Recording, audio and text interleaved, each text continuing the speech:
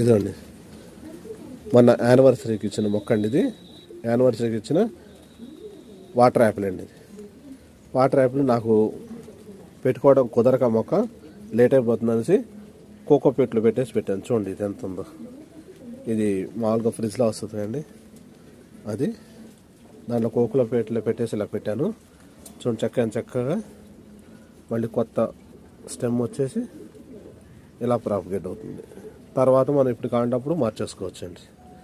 ఈ method follow అవ్వండి, మొక్కలు బాగా బతుకుతాయండి. మీకు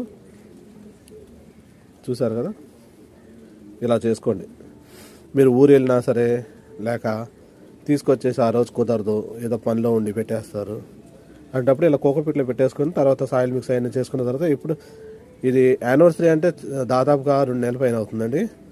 అప్పటి నుంచి ఇప్పుడు దాకా